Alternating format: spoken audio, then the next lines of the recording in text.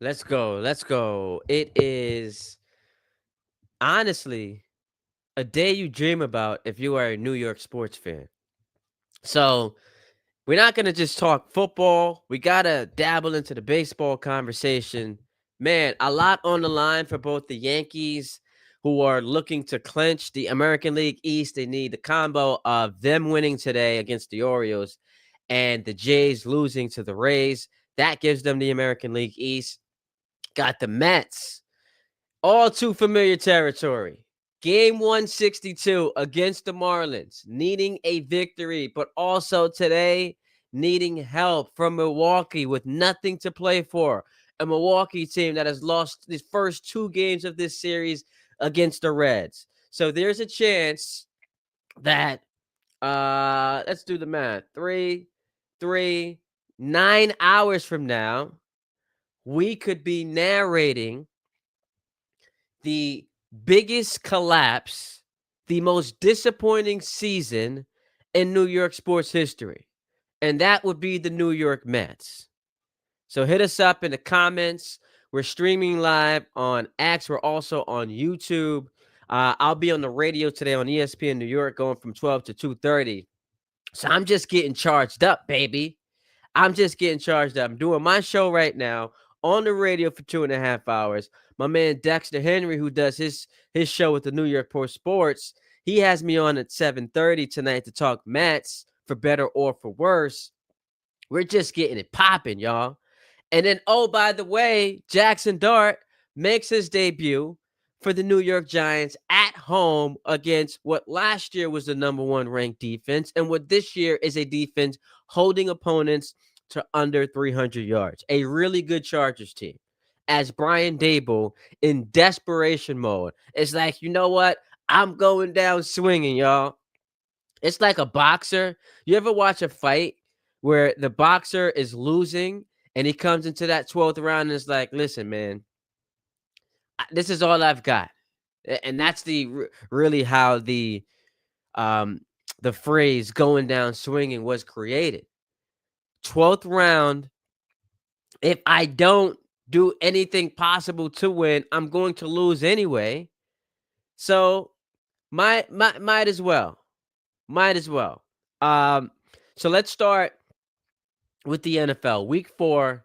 And I got to tell you guys, this is the most excited, and I'm not a Giant fan. Y'all know that I'm a Jet fan, but the most excited I've been for a Giants game since 2022, right? You got to go back to the playoffs because I'm just going through the games in my head, and I can't find one that was more anticipated than this one. 2022 playoffs, Giants-Eagles where they got shellacked. What was it, 38-7? That's that last time I was this hyped. I was this emotionally engaged in the Giants game because you get the rookie Jaxson Dart, who did show some promise throughout the preseason. What does it matter? It's the preseason. You're going up against backups. And now he has an opportunity to revitalize a Giant offense that has stunk. But more importantly, for the head coach, save his job. Because this is what this is about. This is about Brian Daboll trying to save his job. Because he's just like, bro, the quarterback play I've gotten over the last 3 weeks, it cannot be any worse than what a rookie is going to provide. And I, in game planning this season, looked at what's the best time for Jaxson Dart to make his debut? And I said week 10. So I was way off. Now, I guess I didn't account for Brian Daboll having one bullet left to fire and firing it because the Giants, facing the NFL's toughest schedule, got out to an 0-3 start. I said week 10 against the Bears. That would be an ideal landing spot, the softest of landing spots for Jaxson Dart. Brian Daboll disagreed with me, and he's like, week 4 against the Chargers. Now, here's the deal, and why, if you're a Giants fan, I understand the reservations, because the only hope that you have in this game is that you get the new quarterback insert bump, similar to how, a head coach gets fired and you get that new head coach bump, and it'll last for a week. But in the Giants case, with the Saints looming, more on that in a moment, it could last for longer than a week. Now, they won't win this game today. Vegas has it as 6.5-point underdogs of the Giants today at MetLife Stadium. You cannot convince me. You cannot convince me. And who was it? Dan Graziano, who had the report that the Giants have their plan of when they want to go to Jaxson Dart. And it is an immovable plan, right? This is unwavering. How they're going to get to Jaxson Dart. You cannot convince me that the plan before the season was for this to be the week they started him. Week 4 against the Chargers, you cannot convince me that's the case. Hey, guys, you know what we're going to do? We're going to sign Russell Wilson. We're then going to sign Jameis Winston. Then make Jaxson Dart our backup quarterback heading into the regular season. And then, let's start him week 4 against the Chargers. But this is all indicative of the biggest problem with this organization, and it's that the Giants are a dumpster fire. So when we try to follow the logic with this regime, it's a flawed process because we're following the logic of 2 guys who should have been fired last December. So in a lot of ways, it's silly. It's silly.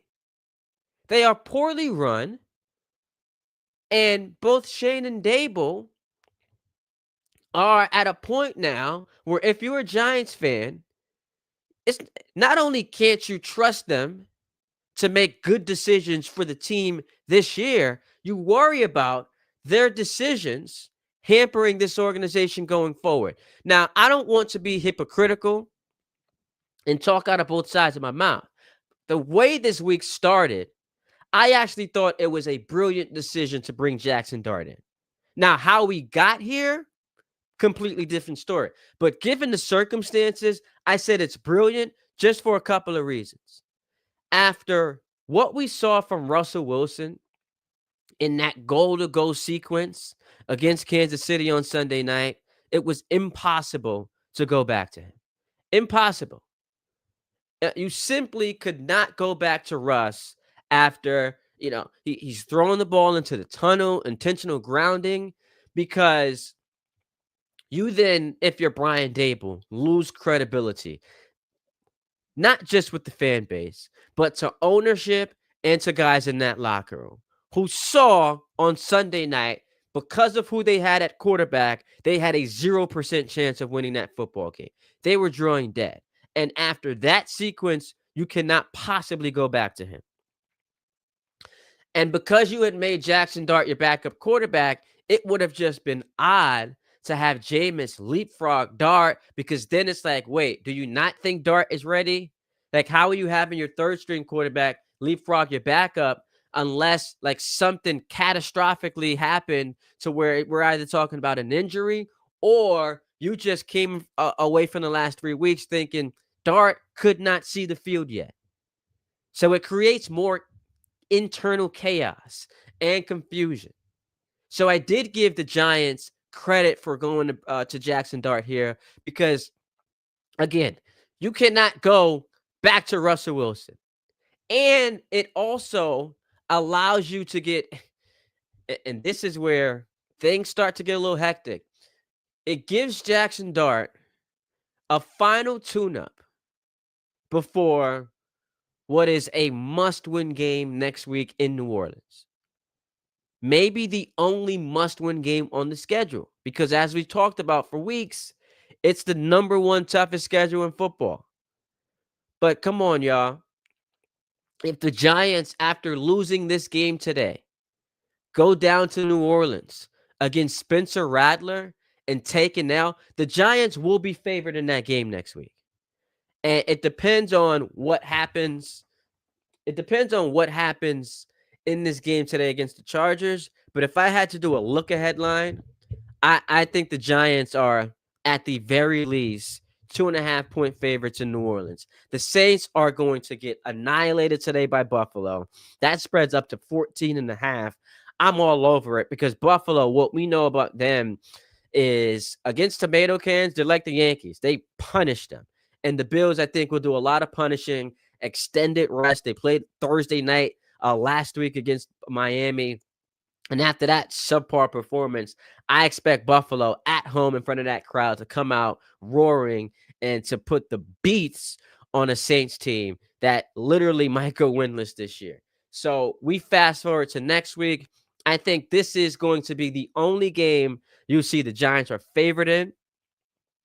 And the guess look-ahead line for me would be 2.5 points. Maybe make it 3, and that could depend on what happens with Dart today, because if Dart plays very well and the Giants defense looks good and they lose like a tough one to the Chargers, just because the Chargers are one of the best teams in the not just the AFC, the best teams in the NFL, then the Giants get more credibility going forward. So for those reasons, final tune-up before what becomes a massive, massive must-win game, Brian Dable can't afford to lose that one in New Orleans. I think if the Giants lose next week to the Saints, that dude is donezo. Now, the challenge is that you can't fire him after 4 o'clock on Sunday, because the Giants will be on a short week against the Philadelphia Eagles on that Thursday night. So I think what ends up happening is, if they lose to the Saints, they're going to lose to the defending champs. Dable gets fired Friday morning, and now you have a week and a half before your next game. I think it's Denver, before you play the Eagles again. So there is a lot obviously, there's a lot riding on Jaxson Dart.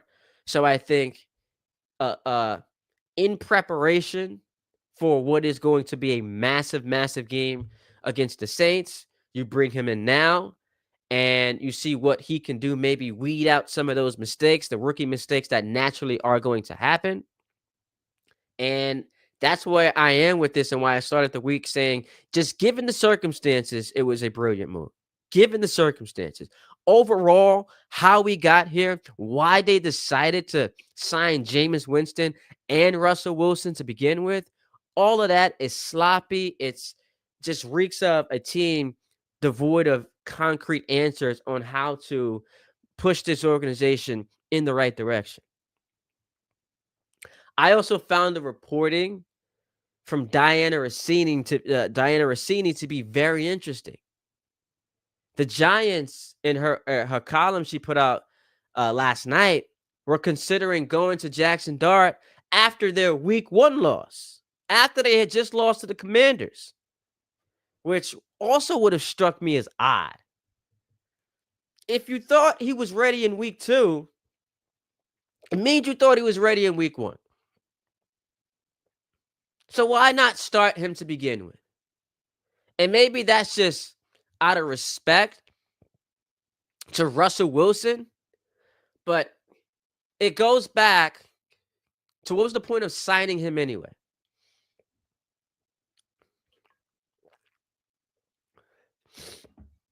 So I understand, and my apologies, the allergies are kicking in real bad. So I understand Brian Daboll is going to go down swinging, but a lot of the decision making, a lot about the processing when we get here, you just reflect on. And in real time, we thought, this doesn't make any sense. But in retrospect, it gets even worse. Like, why was there an edict from management, from ownership, for the Giants to win that game against the Colts last year? Why did they have to win that game? And you could say, well, it was Drew Lock. Can't expect Drew Lock to play as well as he did. I saw a Giants team in week 17. What were they playing? The Eagles? No interest in winning. The way that game was called, you knew Daboll from up top got a vote of confidence, and they told him he was going to return. They had no interest in winning that game. They were content with going 3-14 and had decided that's our best option moving forward, capitalizing on where we are in the draft. So if that's the case, why did you need to see them beat the Colts? They were in great position to get the number 1 overall pick, and they end up with Cam Ward, a quarterback we know Daboll loved. So that part doesn't make sense. We get to the offseason, you're going to sign Russell Wilson and Jameis Winston. That part doesn't make sense. And we try to rationalize it like, hey, maybe Jameis, who was going to be the backup, will flash enough to where the Giants can dangle him as a trade chip. That didn't happen. And not only did that not happen, he was named the 3rd-string quarterback. And by the way, Jameis Winston is better than Russell Wilson. So if it was strictly about who gave us the best chance to win, then go with Jameis in week 1. Because I'm convinced that if Jameis Winston starts that game in week 1, the Giants win. Now, could he have played better or as good as Russ did in week 2 against the Cowboys? Maybe not. I mean, that Cowboys defense is historically bad. But could he have been even worse than what we saw from Russ last week against Kansas City? So Jameis Winston should have been your starting quarterback. Jameis should have been your starting quarterback. But now today, the Jaxson Dart era begins. Hit us up in the chat. Want to hear from y'all. What do you, Giant fans? I know that you weren't anticipating we would be here, but you are. And look, I'm not saying that you wouldn't have watched the game anyway, but this is a completely different like crown of emotions, where it's like, man, you thought you were emotionally detached because they were 0-3. Season is cooked. They've got no chance to be relevant. Oh, but they're relevant now. And now you're living and dying with every snap. And you know who I also would like to see have the broadcast mention at some point during the game? That would be Abdul Carter. Where has he been? 8 tackles, half a sack. He was supposed to be, dare I say, the second coming of LT. I mean, the way he was hyped, and this is not even hating on him, but the way he was hyped up before the season, the way that defensive line, was talking a little crazy. I thought we were going to see some action. Now, to their credit, they played well enough to beat Kansas City.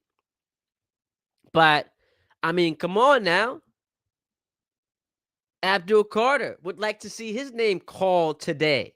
Would like to see the broadcast at some point.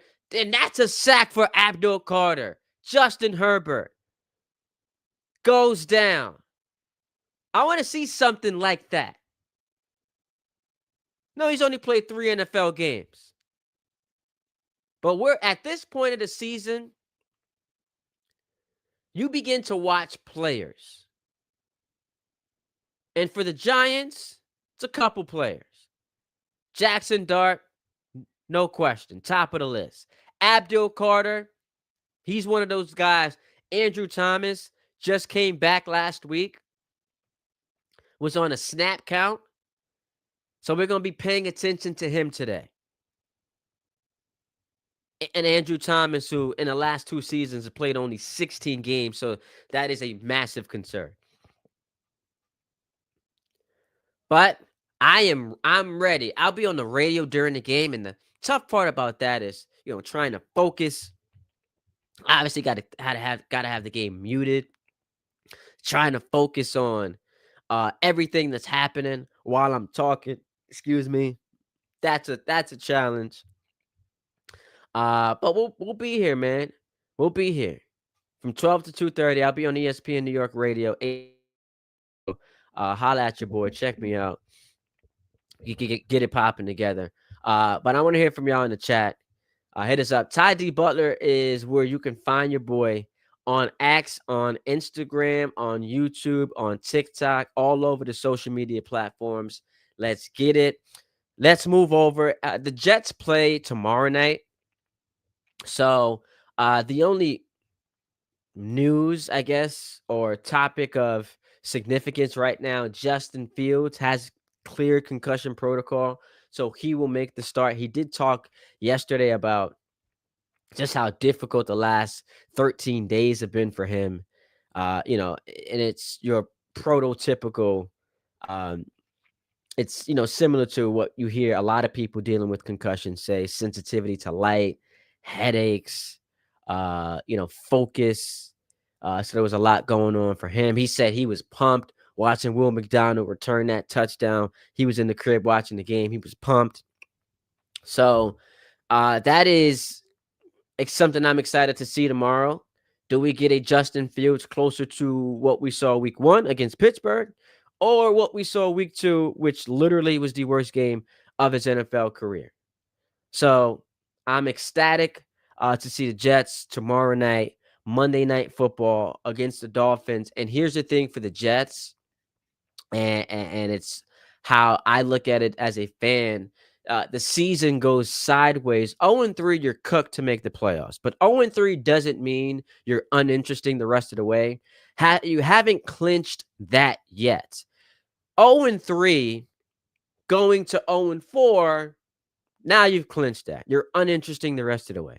Season goes sideways. But with a win, then you start to check to some degree that interesting box given the schedule ahead. And look, I'll admit there's a flaw in what I'm about to do, because the teams that I'm going to talk about on the Jets schedule look at the Jets the same way that we are looking at those teams. But here's the deal. The Jets, they go to Miami, beat the Dolphins. They're now 1-3. They return home to play a Cowboys defense that is, I guess it's not the worst in the NFL. Statistically, the worst defense in football right now is Baltimore, but it is a just woeful abomination of a defense that Dallas is putting out there. And also a Dallas team without CeeDee Lamb. So after that, you're in London to play the Broncos. Weird things happen in London. There's a game about to happen in Ireland right now. I'm about to pull that up on the screen. Weird things happen again in London. The Broncos, it was a 10-9 game last year. The Broncos have not gotten off to a great start. So those are the next two games following Miami. Then it's Carolina and Cincinnati. Carolina lit up the Falcons last week, 30-0, which was embarrassing for the Falcons, but Carolina ain't that good. We know that. You're going on the road to play Cincinnati, led by Jake Browning, who was pitiful, just pathetic last week, 3 INTs. Then after your bye week, it's home for the Browns. So Dallas, Denver, Carolina, Cincinnati, Cleveland are the 5 games following this Miami game, all winnable. And again, those teams, those fan bases look at the Jets and say the same exact thing. But for the purpose of this conversation, all I'm outlining is you get to 1-3, you're still interesting. You are still interesting. You look at that schedule, you're still very interesting at 1-3. Not projected to make a playoff push. We're not doing that, but could you keep us engaged the rest of the season to the point where we're not having to do break down? Was Aaron Glenn over the top in his sideline celebration? Like that's where we are in this Jet season. Come on, man. I don't want to be there. I don't want to be there at all. So that's why this is a massive, massive game for the New York Jets Monday night. And, they keep pushing me away. And I keep coming back. I keep coming back. As much as they try to push me away, they can't do so enough to where I'm gone for good. Even if they lose tomorrow's game, they fall to 0-4. I am going to watch every single snap of every single game the rest of the year. We're about to kick off in Dublin. Vikings and the Steelers. I took Minnesota -2.5 in this game today. Jalen Warren ruled out before the game. He injured himself in practice, so Kenneth Gainwell is going to be the primary running back for Pittsburgh today. I've seen Aaron Rodgers, who you guys know I love. I've seen him against Brian Flores' defense, and interestingly enough, the last time we saw Rodgers against a Brian Flores defense was overseas last year. Rodgers wearing a Jet uniform in London, and he finished with 2 touchdowns, 3 interceptions, including 1 pick six. Now, Van Ginkel's not in the game today, so that's a benefit to the Steelers, but I just don't see how that offense is going to do enough to hang with the Minnesota defense. I guess the variable in this equation is, and Rodgers on first down already sacked, couldn't handle the blitz, starting behind the chains on second down. I guess the one variable I was going to say, the one variable in this, as I'm taking a look at the play, and it wasn't a blitz. They only sent 4, but the Pittsburgh's offensive line couldn't handle and couldn't figure out who was coming and where they were coming from. It was like an exotic look from Aaron Glenn. So a second and Aaron Glenn, Brian Flores, 2nd and 18 for Pittsburgh. Already, behind the chains. They'll get to this to about a 3rd and 12. Carson Wentz, can he be as good as he was last week? Minnesota absolutely rolled the Bengals last week. Can Carson be as good as he was? Can he be as good as he was a week ago? So this game at 48-10. Your man's Carson Wentz was out here cooking him up. We'll get to baseball here in a moment. Yeah, I just don't know. I just don't know Pittsburgh's offensive line. Brian Flores and those exotic looks, confusing Pittsburgh on that opening possession. I feel good about my Vikings 2.5 pick. All right, let's go to baseball. We teased it at the top. Here's the deal for the 2025 Mets. They can beat anyone, but their biggest problem is they could also lose to anyone. And the fact that this season that arrived with so many expectations after going to the NLCS last year, being competitive against the Dodgers, after Juan Soto pulled up, was like, I want to play for your team. The fact that this season is coming down to the final day, where not only do you have to win, but you need help from Milwaukee, who's playing for nothing, is in itself embarrassing.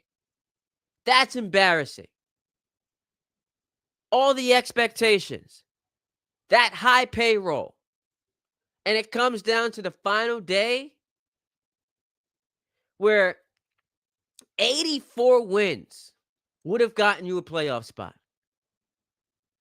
And you couldn't even be good enough to get that. Clay Holmes, sensational in that game yesterday afternoon. Absolutely incredible when not too many people expected him to be as good as he was. 6 innings, scoreless, got into some jams, was able to get out of it. Clay Holmes, I guess, was a success in his conversion from going to a reliever to a starter. Now, there were some times where you hoped for him to give you more length, but to me, that was accentuated by everything else happening around him. Clay Holmes being your 4th or 5th starter, you sign up, and I came across, what was he's top 10 in ERA because he now qualifies for that with the innings pitched. He was sensational. A $341 million payroll for the New York Mets this year. And only one guy you trust in that rotation. What an abominable job by David Stearns. And the one guy is Nolan McLean, who got called up, what was it, late August? A rookie, was the only guy you get to the end of the season you trust in big games. And here's where we go back to, this is not just me killing David Stearns for no reason. The decision to go into the season with Frankie Montas being your prized acquisition and then deciding to punt at the deadline on starters, both have aged terribly. That's a terrible job by David Stearns, who we were all wowed by coming into the year. We were all, going goo goo gaga over him because of what he had accomplished in Milwaukee. And I was of the mindset that, man, if he can do that with the Brewers, who while he was there, they had like the 6th highest winning percentage. If he could do that with such a low payroll, imagine when he's now armed with the pockets of Steve Cohen, what he could accomplish. And it's not to say that he can't get better, but this season, we're on the cusp of it going down as the biggest flop in New York sports history. We thought the whole Verlander, Max Scherzer experience was a disaster. Paying those old guys, high payroll, and 3 months into the season, they are punting. They're selling at the deadline. This is even worse. You got Juan Soto, and Juan Soto was outside of how he started the year. Juan Soto was fantastic. He was brilliant. Wow. This Steelers game, Jalen Ramsey just picked up a fumble and returned it for a touchdown. And the celebrations are hilarious because he starts grabbing at his hamstring, and you're thinking, "Uh-oh, something's up with him."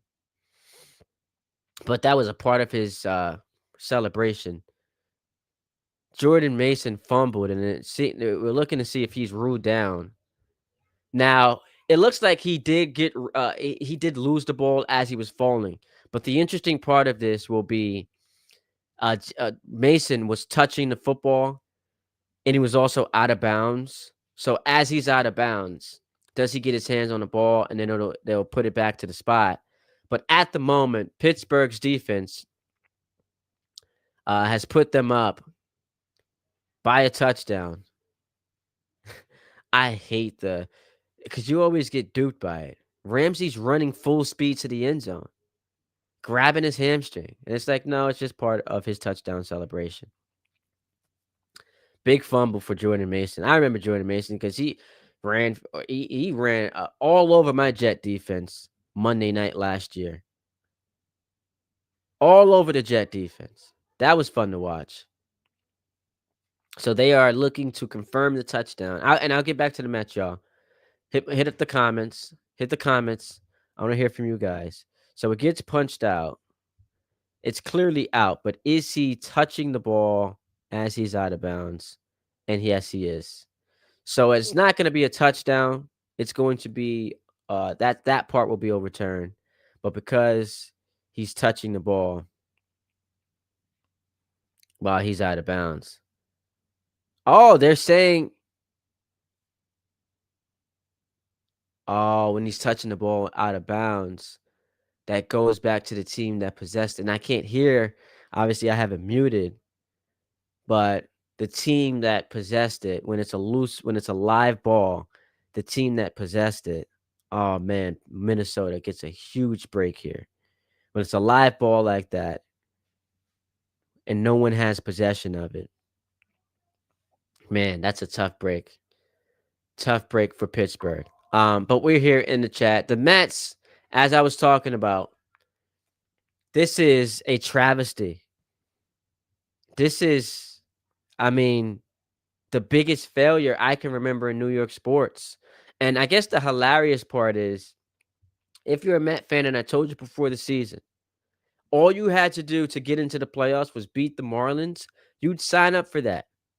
You'd sign up for that. Nothing about it sounds ideal, but it's the Mets who, in their franchise history, have just twice made the playoffs in back-to-back years, and just once have won a playoff game in successive seasons. So they're trying to do something today that has only happened twice in their franchise history. Losing 3 or 4 to the Miami Marlins.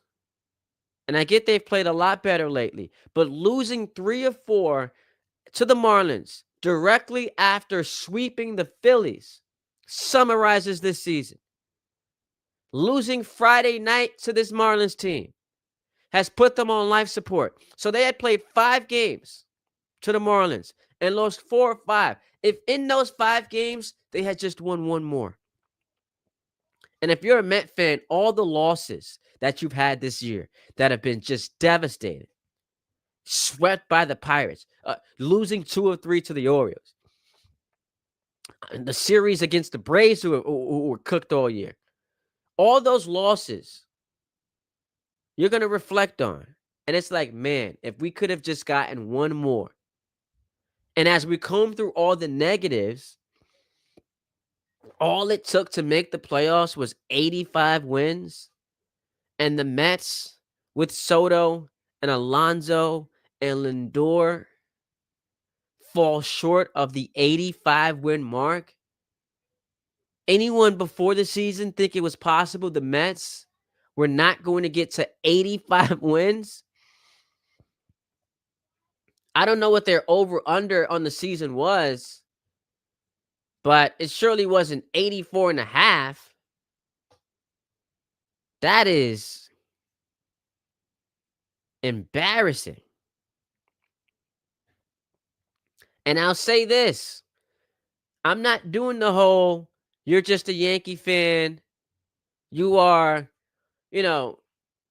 pouring gasoline on the fire. You're taking joy in this. Actually, it makes my life, my career, my job, what I'm doing every day more interesting.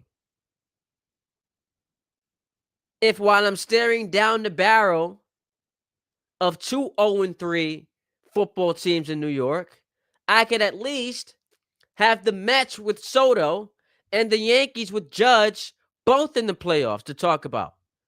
I'm working at SNY. I'm doing TV for them. You know how much more interesting it is coming on after a Met playoff game? So I'm at a point now where, yeah, I'd like to see them get into the playoffs. I don't want to see them win a championship, but I'd like to see them get into the playoffs. 85 wins was all it took. And they could not even do that.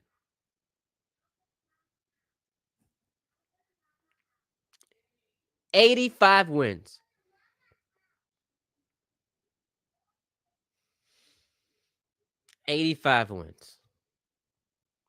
Got a 3rd and 9 for the Vikings.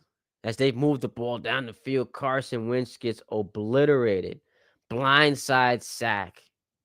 There's no Highsmith in this game. Patrick Queen comes through and just destroys him. Wentz had no idea where he was. Patrick Queen coming on the blitz. And, man, that's a hit. Justin Jefferson's actually wide open. And he's upset that Carson doesn't give him the ball. But the Vikings do get 3 points on their opening drive. So they're up 3-0. If the score remains the same, we hit on our Vikings minus 2.5. Quickly before we get on out of here, let's talk about the Yankees. And I appreciate you guys hopping in the stream, getting our numbers up here. Thank y'all. Appreciate.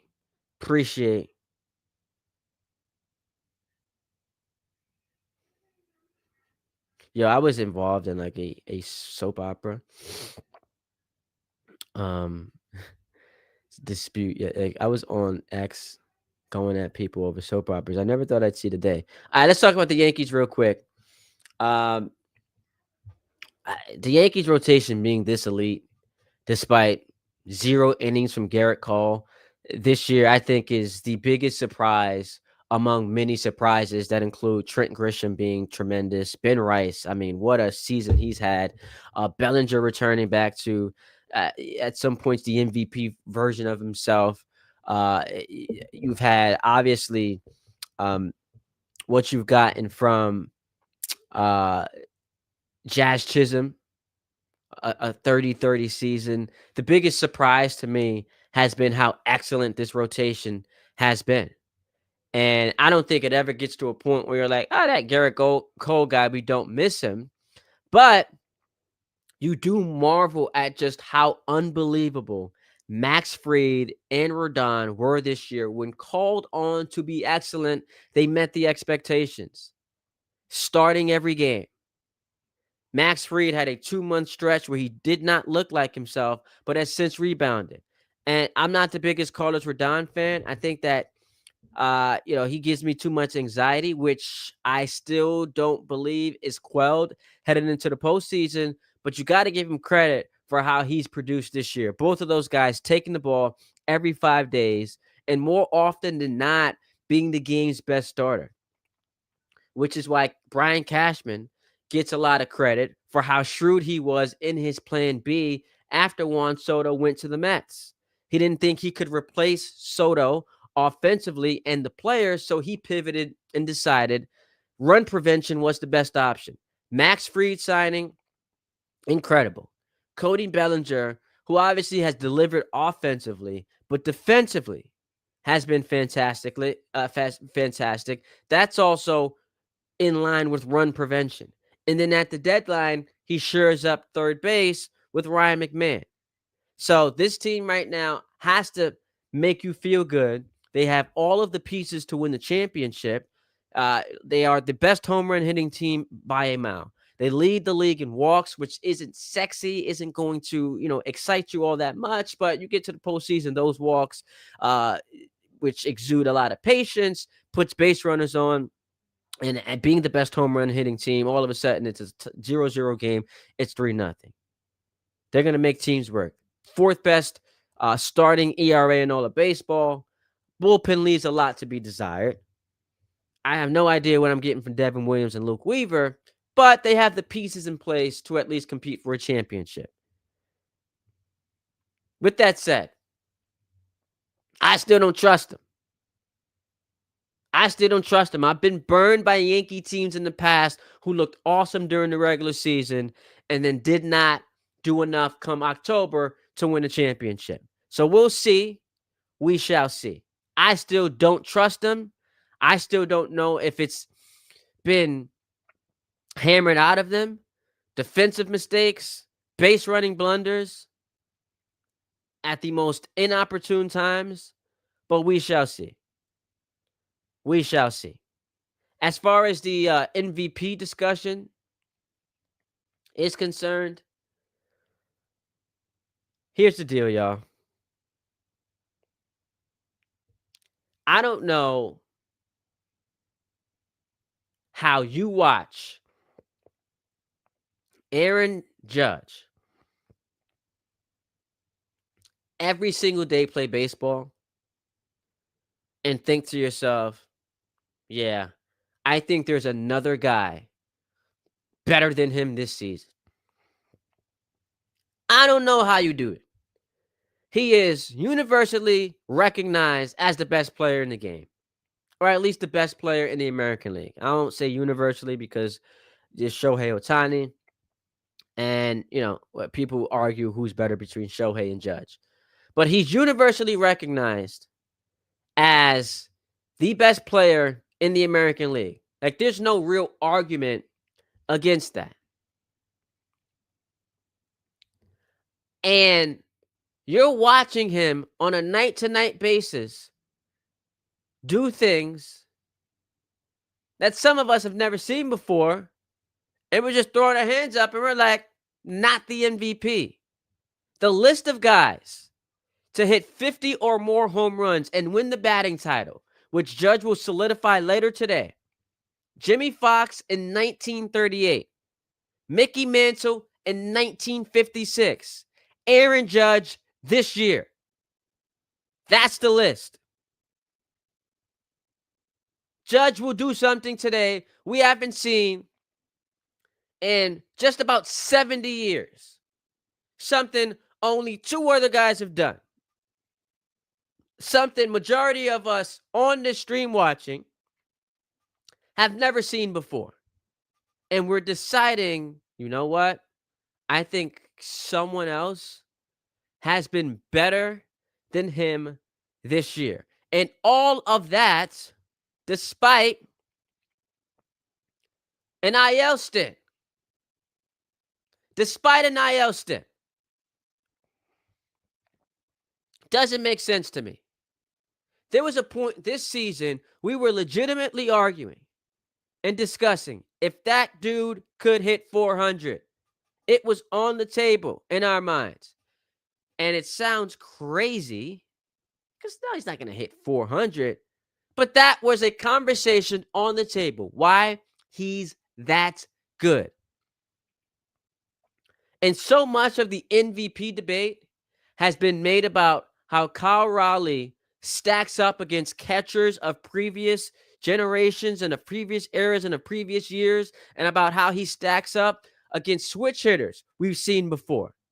And not how Kyle Raleigh stacks up against the guy he's battling for this award this year, Aaron Judge. Because if we just focused on that, we'd say, oh yeah, Judge is beating him in WAR, hits, batting average, on base percentage, slugging, OPS plus. And most of these categories, it's not even close. By the way, you know who agrees with me that he's the most feared player in the league? That would be the entire sport, because Aaron Judge this year set an American League record for intentional walks. This is not Yankee bias. Lots of fans don't really care about individual accolades, especially when guys that we're campaigning for have had a little bit of a checkered past come October. So we don't really care about that. But what I'm saying to you is this should not, while it is an interesting argument, really come down to the last day. Aaron Judge is the MVP. He's the MVP. Aaron Judge, the best player in baseball, who's having a better season than his counterpart, not getting the MVP would be one of the biggest robberies we've seen. And look, it's funny, he's responsible or part of another robbery we've seen, because 2017, he should have gotten it over Altuve, and that just continues to age poorly. But Aaron Judge is your league MVP. Appreciate you guys. Ty D. Butler. We are on X. We're on Instagram. We are on YouTube. Follow the YouTube page. Hit the subscribe button. Hit us up on all of the social media platforms at Ty D. Butler. You see it on the screen. TYDBUTLER. I'll be on the radio later today. So if you have ESPN 880, make sure you download that app. We'll get into all of this. We'll get into week 4. Jets, Giants, Yankees, Mets. It is a beautiful day if you're a New York sports fan. A day you dream of. Pittsburgh just scored a touchdown, Kenneth Gainwell. So they're on the verge of taking a 7-3 lead. So let's enjoy some football. Appreciate you guys for tuning in. Holla at your boy.